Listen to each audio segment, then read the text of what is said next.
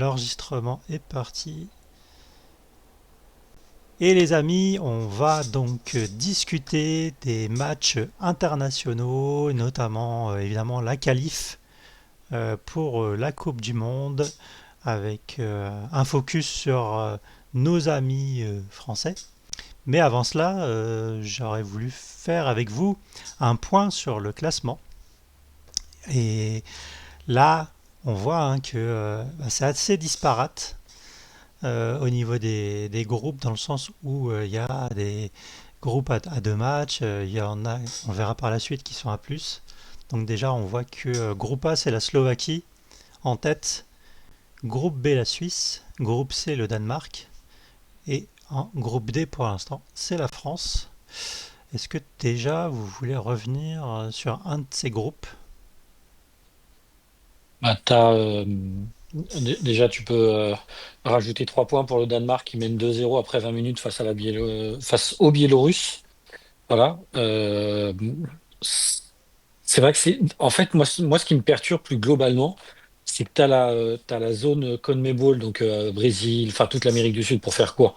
Eux, ils ont déjà fini leur qualification. L'Afrique, c'est en cours de finalisation puisqu'il reste encore 2 matchs, enfin voire un match pour certains groupes. Et nous, on est au début.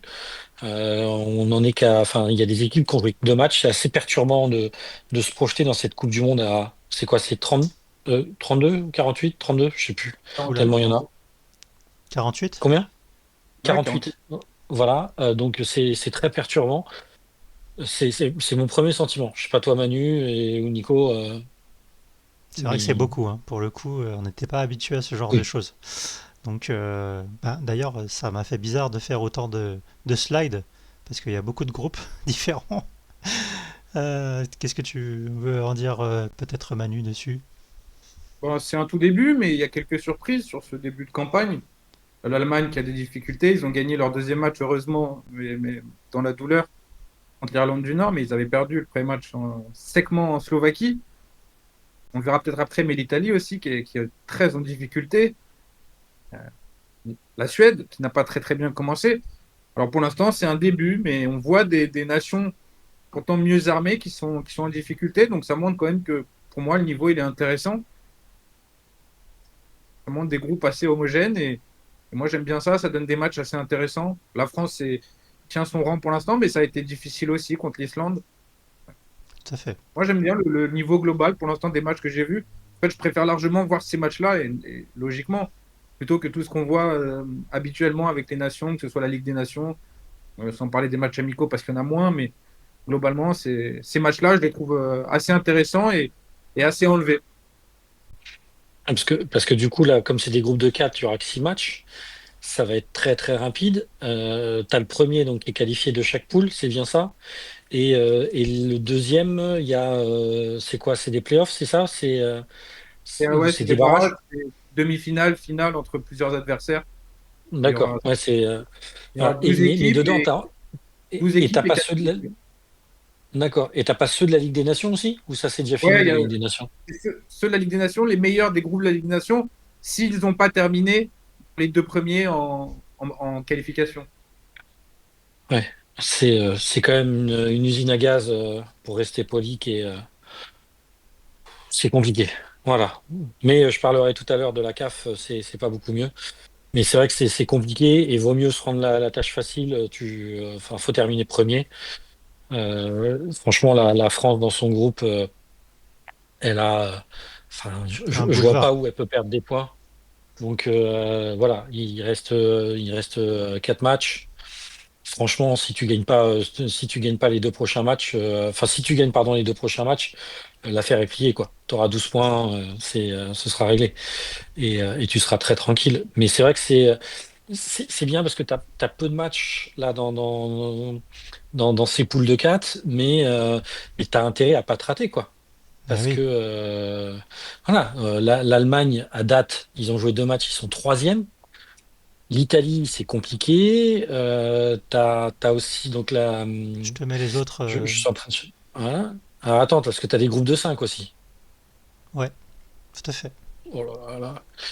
Voilà, c'est vrai que c'est compliqué entre le groupe aussi, le groupe I par exemple, avec la Norvège, l'Italie, Israël, Estonie et Moldavie, puisqu'il y a des rumeurs comme quoi la Norvège boycotterait son match contre Israël. Donc est-ce qu'ils vont aller jusqu'au bout et les Norvégiens sont capables d'aller jusqu'au bout? Est-ce que l'accord de paix qui a été a priori annoncé et signé, on va voir s'il est vrai ou pas, pour échanger éventuellement la donne pour la Norvège, mais imaginons que demain que la Norvège refuse de jouer contre Israël, qu'est-ce qui va se passer? Elle va C'est une perdre bonne sur point tapis. question. Enfin, voilà.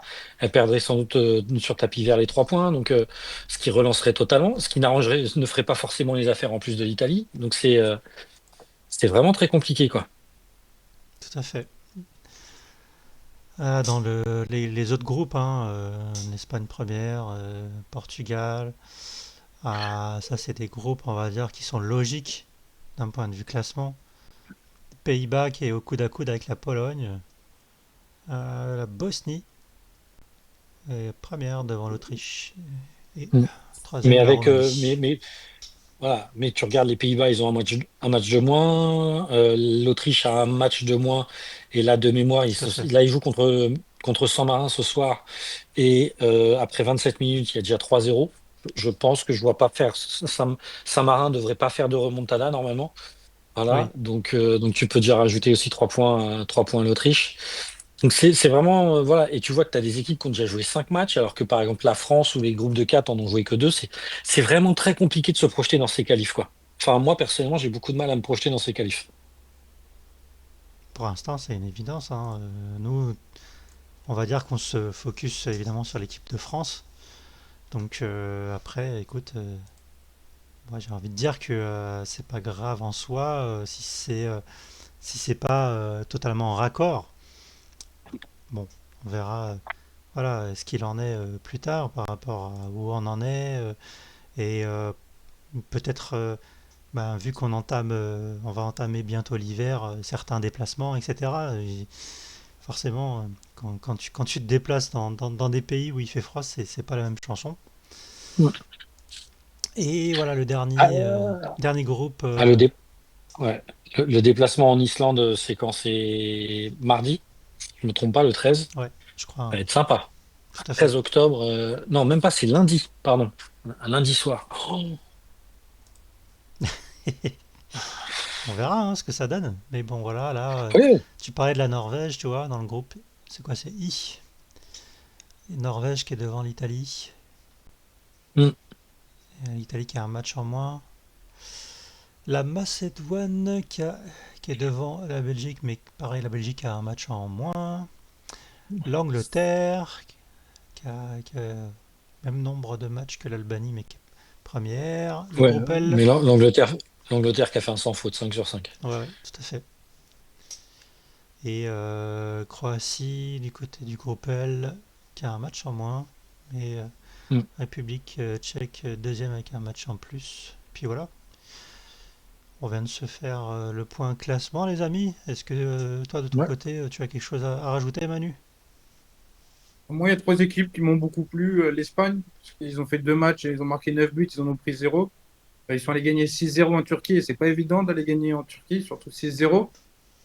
Pour moi, c'est dans la lignée de ce qu'ils faisaient avec De La Fuente. C'est la meilleure équipe au monde aujourd'hui pour moi. Donc je suis pas étonné, mais j'ai beaucoup aimé leurs deux matchs. Le Portugal aussi, j'ai bien aimé. Je trouve que c'est un effectif qui est monumental. Pour moi, c'est le meilleur effectif derrière l'Espagne. Donc j'attends beaucoup du Portugal. Et la Norvège, j'ai bien aimé aussi parce qu'ils ont gagné tous leurs matchs. Et j'ai l'impression qu'ils ont enfin pris la mesure de leur talent individuel avec les Haaland, les Odegaard, mais pas que. Ils ont plutôt un beau 11, à défaut d'avoir un énorme effectif, mais ils ont un beau 11. Et j'ai l'impression qu'enfin, ils peuvent espérer se qualifier pour les compétitions et obtenir des résultats, ce qui n'était pas le cas il y a encore très peu de temps. Donc c'est une vraie évolution d'être devant l'Italie. Ils ont battu l'Italie. Ils les ont battus 3-0, je C'est crois. vrai. Donc pour moi, c'est une belle évolution. Voilà les trois équipes que j'ai bien aimées, Hmm. globalement. Bon, alors moi, je vais aller à l'opposé. Non pas que je vais pas prendre trois gros noms, mais en fait, quand je regarde le classement, les matchs en cours, etc., c'est qu'on se rend compte que tu as les îles Féroé qui luttent pour la qualification. Voilà, parce que, alors sans doute que la première place sera sera prise par la Croatie qui a un match en moins et qui a autant de points que la Tchéquie qui est deuxième. Mais faut pas que la Tchéquie se rate parce que les îles Féroé sont en train de gagner face au Monténégro. Voilà. Et donc, ça leur ferait une troisième victoire. Donc, tu as ce groupe-là. Effectivement, le groupe avec l'Italie, où là, c'est extrêmement serré. Et franchement, on va se demander ce qui va se passer, parce que rappelons quand même que l'Italie a raté les deux dernières Coupes du Monde, si je dis Tout à pas de fait, bêtises. tout à fait. Voilà. Et puis le premier groupe, où le groupe A, avec donc l'Allemagne qui est actuellement troisième. Là, il y a que quatre équipes. Les quatre équipes ont joué deux matchs. Faut pas que l'Allemagne a grillé un joker. Il va pas falloir qu'il fasse d'erreur, parce que je pense que le Luxembourg va servir allez, je vais être un peu cash, mais de paillasson dans ce groupe-là. Et la Slovaquie, c'est une équipe sérieuse. Donc vraiment, on va regarder l'Allemagne, hein, qui a des vrais soucis depuis quelques années quand même, hein. C'est vrai que c'était une équipe qui était exceptionnelle et qui était, enfin, voilà, c'est quoi la phrase? Le football est un sport qui se joue 11 contre 11 et c'est l'Allemagne qui gagne à la fin. Donc Tout à fait. voilà, cette phrase-là, elle sort pas de nulle part. Voilà. Et puis une stat que j'ai entendue, je sais pas si vous l'avez vu passer sur l'Espagne, tiens. C'est la seule équipe au monde à n'avoir jamais perdu un match de qualification pour une Coupe du Monde. Voilà. Belle stat. C'est un truc. Ouais, ils ont joué de mémoire, je crois que c'est 62 matchs ou 63 matchs, et c'est 51 victoires et 11 nuls, un truc comme ça. Voilà. C'est surprenant, j'avoue que j'ai été assez surpris, mais ça montre toute la force de l'Espagne, notamment en ce moment. Et c'est vrai que, bon, après, Manu, il a pris la facilité, hein, parce que prendre l'Espagne, c'est comme quand, voilà, sur Football Manager, il y en a qui commencent avec le Real ou Manchester City ou le PSG, puis il y en a d'autres qui commencent avec Guignon ou New York, quoi, tu vois. Mais, mais Je voilà, vois. c'est vrai que À vaincre ça va sans être gloire, intéressant. en Voilà. triomphe sans péril. Ouais. Et voilà, l'Allemagne et l'Italie enfin, ils ont déjà grillé des jokers, et il va pas falloir qu'ils se trouvent, hein. Oui, ça, c'est une Voilà. certitude qu'il y a des équipes qui vont être très très attendues au tournant. Je suis d'accord avec toi. D'ailleurs, chers amis, en parlant d'équipes attendues au tournant, bon, ça c'est la liste, on va dire, qu'on avait eue. C'est la première, hein. La première liste qu'on avait eue. Mm. Sachant que bah il y a eu quelques petites modifications au sein de cette liste, n'est-ce pas? Notamment parce que notre Bradley Barcola est bien et indisponible. Mais déjà, je pense qu'on va parler de cette liste parce qu'elle est quand même bah, assez sympathique. Avec évidemment au niveau des gardiens, pour l'instant, on part du principe que c'est toujours Mike, Magic Mike, le taulier dans les buts. Avec un petit chevalier qui commence aussi à tirer son épingle du jeu. Et puis bah, toujours Samba qui est à l'affût, quoi. T'es pas d'accord? Vas-y, Laurent, dis-le. Ah bah, il y a pas que moi, hein, parce que j'ai vu Manu, il a aussi fait la moue. Chevalier, faut qu'il trouve ses marques au Paris Saint-Germain. Euh, on est beaucoup à l'avoir pensé, à l'avoir dit. Être gardien à Lille et être gardien au PSG, c'est pas le même métier. Voilà, au PSG, tu as deux, trois arrêts par match à faire. À Lille, tu en avais plus. Et là, pour l'instant, on voit qu'il y a encore une certaine fébrilité. Alors certes, il a permis de remporter la Super Coupe d'Europe grâce à ses arrêts lors de la séance de tir au but.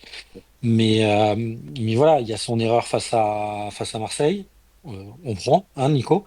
Oui, Voilà, face à Lille, l'égalisation, c'est compliqué, mais parce que Beraldo lui cache le ballon, mais il est pas non plus exemplaire sur cet arrêt. Et il y a eu deux, trois moments, voilà, où il n'est pas encore à fond. Et donc il faut qu'il apprenne à être gardien d'un club qui subit deux, trois occasions maximum par match. Et, euh, et c'est pour ça que Chevalier, j'attends de voir. Voilà. Et puis, comme dirait un ami journaliste sur la malédiction des jeunes prospects gardiens au PSG comme des Letizy, des Landreau, comment il s'appelait celui qui venait du Havre? Aidez-moi. c'était qui? Le Chauve, un Lonzo? gardien du Havre. Hein? Alonso? Non, non, non, non, non, du Havre. Oh, Revaux. Ah, Je crois Revaux. qu'il y a eu Revaux Ah oui, aussi. Revaux, oui. Voilà. Donc voilà, la malédiction, il dit la malédiction des jeunes gardiens très bons et qui, en arrivant au Paris Saint-Germain, s'effondrent. Voilà. Donc j'attends de voir pour Chevalier. Pour l'instant, Mike Maignan pour moi fait l'affaire et c'est D'accord, numéro un indiscutable. d'accord. Voilà. Mais alors, Mais quid comment dirais-je, des prestations de Maignan au Milan AC? Parce que il a été quand même très décrié aussi, notre Magic Mike. Tu veux, Manu, peut-être en parler sur les Ah bon. prestations de Mike Maignan au Milan AC? J'ai pas regardé la Serie A, donc je vais pas le juger, mais pour moi, il reste en avance sur Chevalier, parce que Chevalier, c'est plus compliqué sur ce début de saison dans son changement de club. Et puis Maignan, en équipe de France, il est impeccable, je trouve. Il a jamais raté un match. Il est ultra décisif. Donc pour moi, c'est le titulaire indiscutable aujourd'hui. Il n'y a pas de débat. Il y aura sûrement débat après, parce que de toute façon, il est beaucoup plus âgé que Chevalier. Donc Tout à Chevalier, fait. c'est normalement la suite logique. Mais aujourd'hui et jusqu'à la Coupe du Monde, pour moi, il y a pas de débat. Bah oui. exactement. Bon, bah, Laurent est d'accord, donc ok. Passons aux défenseurs alors. Ding Gusto, les frères Hernandez, Konate Koundé, Waliba ou pas Mécano. Est-ce que. Saliba. Ouais, tu veux dire quelque chose sur Non, Saliba? non, j'ai entendu Waliba, c'est pour ça que je me demandais. Ah, j'ai dit Waliba, ouais, c'est parce que j'ai vu le Ouais. W. J'ai vu le Oui, W et oui, du oui, coup je j'ai veux fait bien le Waliba. Saliba. Ça lui va bien, Et non, en plus, Waliba? et en plus, t'attaques mon chouchou. Voilà. Non, non, non, je vais laisser commencer Manu cette fois-ci. Ouais. On va dire que c'est Quelle est une la question? défense. Sur les défenseurs, je sais pas si tu veux, si t'as des choses à dire hein, sur la défense, toi. Moi, je pense qu'il a trouvé sa défense centrale, en tout cas. Moi, j'aime beaucoup le Mm. duo Konaté et Upamecano. Je le trouve très performant, surtout Konaté. Donc, pour moi, les deux ont une longueur d'avance sur Saliba ou sur Lucas Hernandez qui peut jouer dans l'axe aussi. Euh, je pense que honnêtement, ces deux défenseurs centraux aujourd'hui, pour moi, ça pose plus question parce que je trouve les deux vraiment bien complémentaires et qui ont été très bons, très performants. Donc, j'aimerais bien qu'ils continuent là-dessus, même si Saliba, ça me dérange pas parce que c'est un bon joueur et que il a passé un step. Il faut qu'il le passe encore en équipe de France. Ça n'a pas été le cas. C'est pour ça que je vois Konaté ou Upamecano supérieur pour l'instant. Et sur les côtés, à droite, il y aura pas de surprise. Ça sera Jules Koundé. Malo Gusto, il est là en remplaçant, en vrai remplaçant, malheureusement. Sur le côté gauche, c'est beaucoup plus indécis parce que Théo Hernandez, il a fait une dernière trêve internationale qui a été cataclysmique, catastrophique. Donc Lucas Digne a un vrai coup à jouer pour une place de titulaire. Voilà comment je vois le secteur défensif. Bah Je écoute, très suis très bien. d'accord avec ça. Très très bonne Moi, je suis analyse. d'accord avec ça. Ça m'embête un peu pour mon chouchou Saliba. Mais bon, c'est la réalité, c'est que Konaté ou Upamecano, ça fonctionne très bien. Euh, Koundé, on sait que c'est le titulaire à droite, ça, je suis entièrement d'accord avec toi. Hormis cataclysme, blessure ou quoi que ce soit, il n'y a aucune raison qu'il n'y soit pas. Voilà. Et à gauche, pour moi, actuellement, c'est Digne, quoi. Parce que je suis vraiment pas fan de Théo Hernandez. Je suis pas sûr que son nouveau club et son nouveau championnat le remettent dans le droit chemin.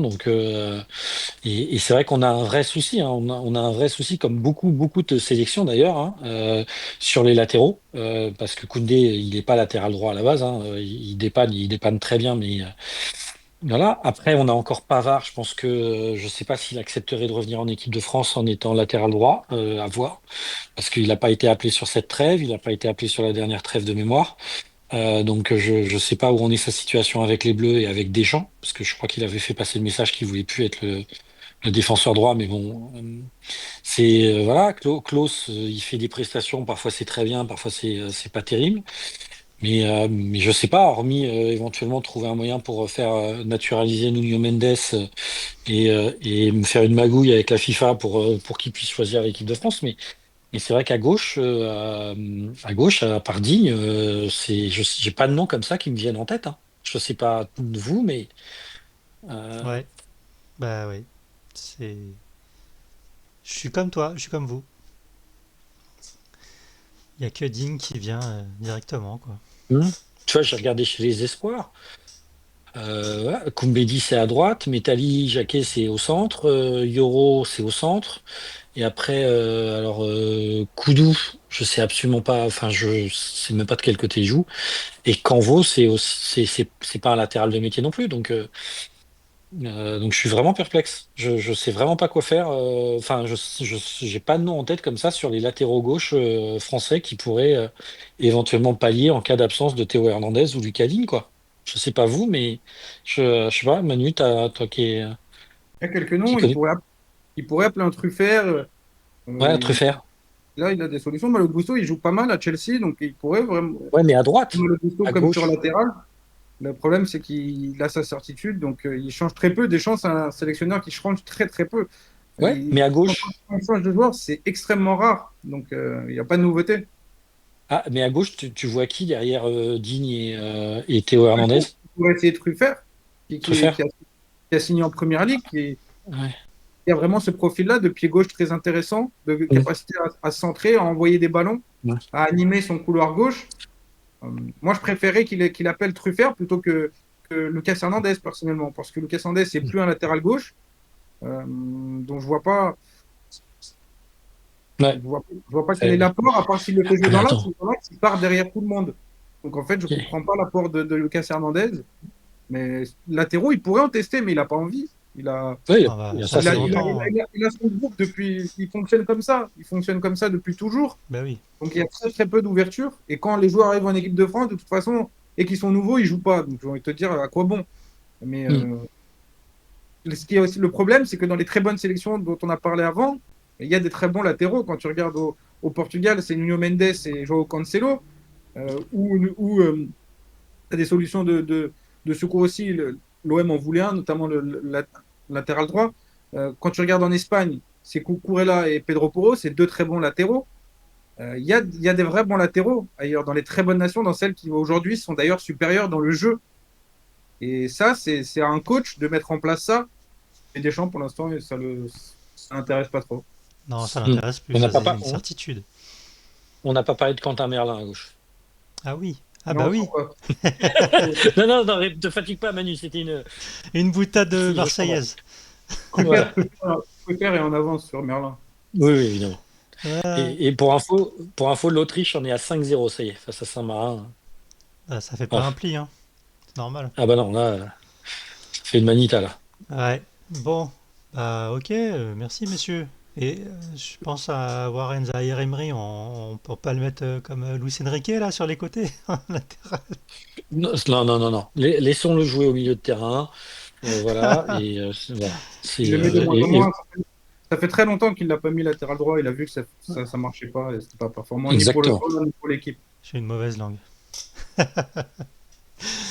Bon, bah, parlons des milieux, hein. Kamavinga, Koné, Olysée, Rabiot, Thuram.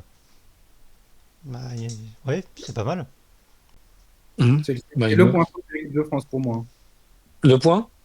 C'est le point faible de l'équipe de France pour Ah moi, oui, le on est milieu. d'accord. Parce que ça a coupé au. Je me Faible. suis dit, il n'a pas dit point fort, j'espère.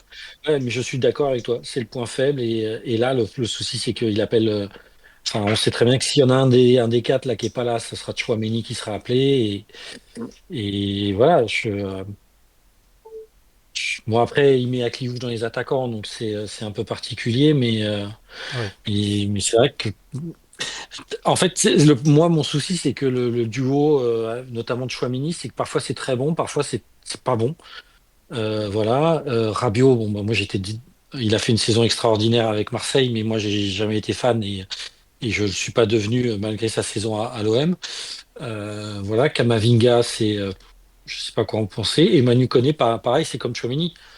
Il fait des très très beaux matchs et puis parfois il disparaît. Donc franchement, enfin voilà, je pense que dans ce que tu as dit, Manu, en une phrase, c'est vraiment le point faible de cette équipe de France. Ah, il y a bien meilleur au milieu, ça c'est une certitude, hein. Mais oui, c'est vrai on a eu des très bons milieux au sein de l'équipe de France il n'y a pas si longtemps. Après, c'est vrai qu'on peut se poser la question, par exemple, d'un Michael Olysée au milieu, à Cliouche attaquant. Bon, C'était parce qu'il voulait peut-être pas mettre que 4 milieux, hein, parce qu'Olysée, il a totalement sa place dans les attaquants, vu C'est qui ça. c'est qui est en attaque. Hein. Ouais. Donc ouais, Mais bon. tu peux mettre beaucoup de monde en milieu attaque, milieu Mm. offensif. Ok. Oui, oui. Et au niveau des attaquants, donc là, il y a Kliouche, pas Barcola, on va en parler. Comment Ekitike, une cape pour Mateta, notre Kiki et Nkunku. Qui veut prendre la parole? Oh bah ça va être très simple. Hein. Je veux dire, à partir du moment où Dembélé et Doué sont pas dispo, euh, cette- la seule surprise se porte sur Mateta. Voilà. Et ce qui est intéressant dans le forfait de Barcola, c'est qu'on a toute l'hypocrisie du discours de notre sélectionneur. Voilà, qui, quand il est interrogé lors de la conférence de presse d'annonce de la liste, te dit non, mais il y a plein de jeunes à voir. Je vais pas forcément appeler les anciens comme Thauvin, en parlant de Thauvin ou de Tolisso. Voilà. Et puis Barcola est forfait et boum, il t'appelle Thauvin. Bon. Mais il y a 2 jours, tu nous disais que tu étais là pour tester les jeunes et moi, j'ai rien contre la sélection de Florian Thauvin. Je pense que voilà, je te fais ton enchaînement, mais voilà, on a toute l'hypocrisie de Deschamps dans cet événement-là. Voilà, Mbappé revient très très bien, mais vraiment très bien. Il a fait des bons. Les 2 derniers matchs étaient vraiment très bons. Tout à Il fait. fait des bons matchs avec le Real. On est en train de retrouver le Mbappé qu'on a tous adoré. Voilà, espérons que ça dure pour lui et pour l'équipe de France. Sur le reste, à Cliouche, bon, même s'il est dans le dur avec Monaco, hein, n'est-ce pas Manu? Voilà, comment on revient, Nkunku revient, Mateta surprise, et Kitike, il a sa place vu ses performances depuis 14 mois, là, que ce soit l'année dernière avec, c'était quoi? C'était au Bayer Leverkusen, si je dis pas de bêtises. J'ai un doute. Ou non, non, C'était pas Francfort? Francfort. Francfort, Ouais. pardon. Voilà. Et puis bah, il a fait un très bon début de saison avec Liverpool. Hein. Il joue, il marque. Donc voilà, je pense qu'offensivement, on a vraiment un vivier qui est ultra intéressant. Je ne sais pas si dans le monde, il y a un tel vivier, parce que si tu rajoutes Olysée et tu rajoutes d'autres joueurs encore, franchement, Ah oui, hein. voilà, autant au milieu de terrain, c'est le point faible, autant l'attaque, on a vraiment du monde, quoi.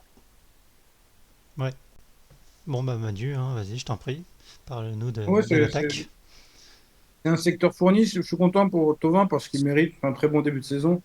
Et le fait d'être un leader dans une équipe, ça lui est bénéfique plutôt que d'être dans une rotation dans un club plus huppé. Ça lui a permis vraiment d'avoir un statut et il prend bien le rôle de leader et les initiatives dans le jeu, donc c'est mérité, c'est logique. Je ne sais pas s'il aura beaucoup de temps de jeu, mais en tout cas, c'est logique qu'il retrouve l'équipe de France sur ce début de saison. Et puis, il y a des absents, c'est vrai aussi, et il profite aussi de ça. Mais malgré les absents, ça reste un secteur très fourni, donc c'est là où c'est très intéressant et où il y a vraiment des cartouches. C'est pour ça que l'équipe de France, que le groupe de l'équipe de France est aussi dangereux et aussi puissant. C'est parce qu'il y a une capacité à faire mal offensivement qui est assez hallucinante. D'autant plus depuis qu'il a rajouté que Deschamps a rajouté un joueur offensif, un milieu offensif en plus. Parce qu'Olise, il est dans le milieu, parce que maintenant, il le fait jouer numéro 10 au-dessus de 2 milieux de terrain, entre les 2 milieux de terrain et la pointe. Donc, il a rajouté un vrai joueur offensif, un quatrième joueur offensif dans ses schémas.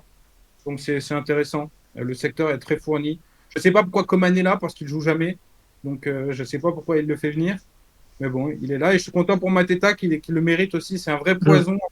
C'est un vrai poison en première ligue. Il pèse énormément dans une équipe qui est bonne, mais qui ne domine pas forcément ses matchs à Crystal Palace, même s'il y a des résultats intéressants. Donc c'est très bien pour Mateta. C'est un profil qui peut faire penser à un vrai numéro 9, comme il y a eu longtemps en équipe de France et qu'il n'y avait plus. Et si tu as envie d'essayer autre chose plutôt que Kylian Mbappé tout seul numéro 9, bah Mateta c'est une vraie solution et Mbappé ça n'empêche pas de jouer à gauche ou jouer en soutien ou jouer à deux devant. Il y a plusieurs solutions et Mateta offre ça donc c'est bien. C'est un secteur très très intéressant. Bon, on a écouté Laurent déjà sur le retour de Flotov et notamment la petite pique envoyée à Deschamps. Qu'est-ce que tu en penses toi Manu? Non, moi je te dis c'est mérité, c'est logique. suis content, c'est un joueur que j'aime bien, il s'éclate à Lens, il a des vraies responsabilités dans un groupe qui découvre presque la Ligue 1, quasiment. Mais tu comprends le message de Deschamps, du coup, qui parle de jeunes et puis finalement qui rétropédale? Je l'ai pas entendu parler de jeunes parce que il n'est pas dans une optique très jeune tout le temps, hein. Il a son groupe et Florent Thauvin, il le connaît puisqu'il l'a eu longtemps en équipe de France aussi. Donc on est toujours dans cette continuité-là, dans cette idée-là qu'il rappelle les joueurs qu'il connaît. Il est très peu ouvert aux nouveaux. Et ça le montre encore parce que Thauvin, il a été plutôt intéressant en Italie, il a été bon. Mais Deschamps, il ne regarde pas les matchs du club où il jouait. L'Udinese, il ne connaît même pas, je pense. Enfin, si, parce qu'il a joué et coaché en Italie, je suis mauvaise langue, mais en tout cas, il ne regarde pas les matchs. Et là, il a fallu 2 mois en Ligue 1 pour qu'il revienne. Donc, c'est bien. Ça montre que voilà, il est dans cette optique de groupe, de joueurs qu'il connaît. Et pour le joueur, c'est plutôt mérité sur ce début de saison. Et puis surtout, c'est parce qu'il manque des joueurs dans le secteur offensif. Donc il profite de ça. Je ne sais pas si au complet, il fera la Coupe du Monde s'il n'y a pas d'absent. En tout cas, c'est bien qu'il y revienne. Il a le niveau. Il a encore le niveau, puisque ce qu'il montre à Lens, c'est intéressant. Hmm. Non, parce que juste pour dire, hein, donc on n'a pas Barcola, on n'a pas Désiré Doué, on n'a pas Marcus Thuram, on n'a pas Dembélé, et il y en a un aussi que j'ai oublié de citer, mais maintenant qui a été appelé et qui a joué, c'est Ryan Cherki non plus n'est pas là. Tout à fait. Voilà, et c'est vrai, ce qui est intéressant, c'est vraiment des profils très très différents. Bon, on a Kolo Muani qui a sombré et qui aujourd'hui, enfin, je sais même pas si, je sais même pas s'il joue encore à Tottenham parce qu'il était blessé. Voilà, et je dois en oublier en plus. Donc vraiment, on a vraiment offensivement, on a vraiment un gros gros vivier. Donc va falloir que par exemple un Mateta, s'il joue, profite de ces quelques minutes pour montrer ce qu'il peut apporter à cette équipe de France, hein. Voilà. Même si on sait très bien que demain, si tout le monde est là, Dembélé sera titulaire, Mbappé sera titulaire. Je pense avec un Olysée derrière et puis de l'autre côté, sans doute pour moi un Désiré Doué. Voilà. Moi c'est comme ça que je vois l'attaque, mais mais encore, et ça peut changer. Donc vraiment offensivement, mais il faut que derrière, on ait une défense qui soit bonne et on ait des latéraux qui sachent centrer, qui se projettent et un milieu de terrain qui récupère des ballons. Et ça, comme le disait, pour revenir à ce que disait Manu tout à l'heure, c'est que on est sans doute un petit peu en retard par rapport à une sélection comme l'Espagne ou le Portugal qui a aussi cette chance d'avoir un Vitinha et un João Neves qui jouent toute l'année ensemble depuis maintenant enfin, ils arriveront à la Coupe du Monde avec 2 ans en jouant ensemble tous les jours, quoi. Voilà. Oui, mais à force de sélectionner des joueurs du PSG, ça va jouer ensemble, forcément. Sauf qu'ils sont blessés. Ah oui, mais Bon, on va pas revenir sur le PSG, c'est pas le sujet de ce soir. on aurait pu parler de l'imbroglio Ouais, on aurait pu, ouais. Barcola, hein.